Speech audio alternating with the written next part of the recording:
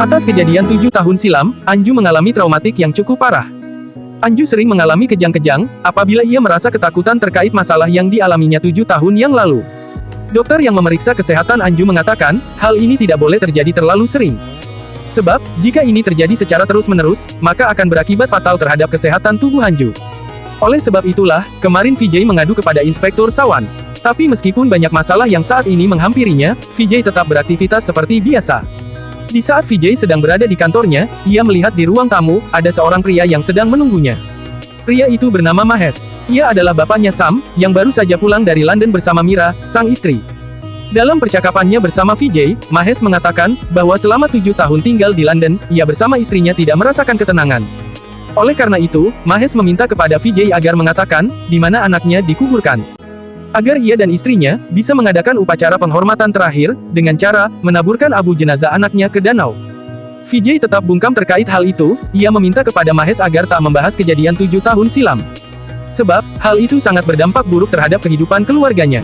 Tapi meskipun begitu, Vijay yang notabene-nya juga seorang ayah, sangat memahami apa yang dirasakan oleh Mahesh dan istrinya. Ia pun kembali memikirkan dan mempertimbangkan semua yang telah diucapkan oleh Mahesh. Setelah memikirkan dan mempertimbangkan semuanya, kemudian Vijay bergegas menemui Ali. Dalam percakapannya bersama Ali, Vijay menginginkan, agar buku yang ia tulis bersama Ali, direvisi sebelum difilmkan. Karena sebelumnya, Vijay dan Ali sudah berencana akan memfilmkan buku tersebut. Sebenarnya Ali merasa ada yang aneh, kenapa Vijay ingin merevisi ending buku tersebut. Apalagi di bagian akhir cerita, si pemeran utama tetap lolos dari jeratan hukum, dan memberikan abu jenazah si korban kepada keluarganya. Tapi meskipun begitu, Ali tetap setuju dengan revisi buku tersebut. Karena walau bagaimanapun, Vijay adalah ide ceritanya.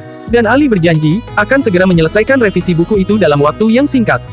Sementara di sisi lain, David yang waktu itu hendak pergi ke luar kota, sekarang malah berada di kantor polisi. Rupanya, David tergiur dengan hadiah yang dijanjikan oleh pihak kepolisian. Ditambah lagi, saat ini ia sedang membutuhkan banyak uang untuk membayar hutang istrinya, selama ia berada di dalam penjara. David mengaku, bahwa dirinya melihat Vijay di tanggal 3, sedang menguburkan sesuatu di satu tempat. Tapi David tidak menyebutkan lokasinya. Gaitende terus memaksa agar David mengatakan semuanya kepada polisi. David tetap tak mau memberitahu lokasinya, sebelum ia mendapatkan uang yang dijanjikan oleh pihak kepolisian. Kemudian, Mira yang baru saja datang mengatakan, bahwa David akan mendapatkan uang itu. Setelah David mendapatkan uangnya, kemudian ia pun menceritakan kronologinya. Dan lokasi itu, tepat berada di bawah kaki Tarun. Semua polisi yang berada di ruangan itu pun menjadi tercengang. Pantas saja saat itu Vijay mengatakan, bahwa kantor polisi yang baru, akan selalu melindunginya. Ternyata, Vijay menguburkan mayat Sam, di dalam kantor polisi tersebut. Gaitende kemudian mengancam akan memenjarakan David, apabila ia berbohong. Dan untuk sementara, David ditahan selama proses itu selesai. Pihak kepolisian pun bergerak cepat. Mereka mendatangkan para kuli untuk menggali ruangan itu. Gaitende terus memberikan arahan kepada para kuli. Dan tak lama kemudian, mereka menemukan kerangka manusia.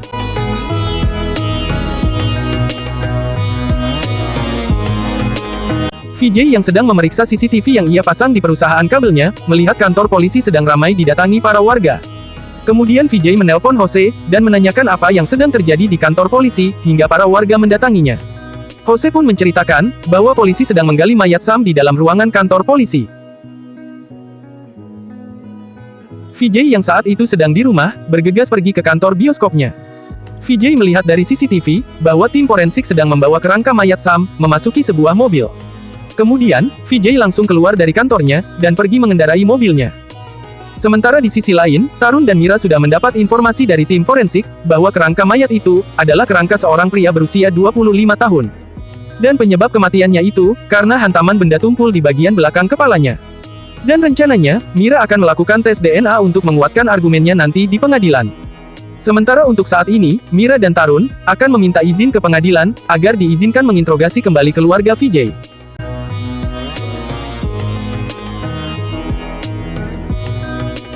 Setelah kembali dari rumah temannya, yaitu Savio si tukang penggali kubur, dan Galip seorang satpam di sebuah universitas, Vijay bergegas menemui pengacaranya yang bernama Sunny. Mereka pun mendiskusikan langkah-langkah yang akan mereka tempuh pada saatnya nanti.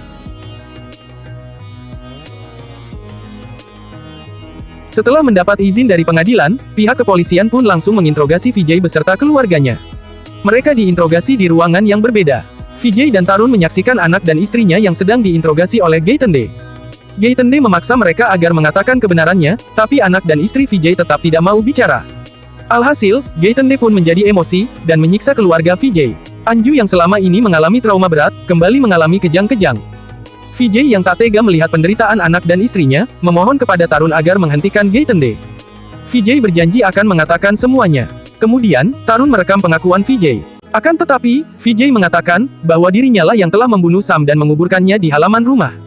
Tapi karena anak dan istrinya mengetahuinya, kemudian ia memindahkan mayat Sam ke kantor polisi baru, yang waktu itu sedang dibangun oleh seorang kontraktor yang bernama Rane.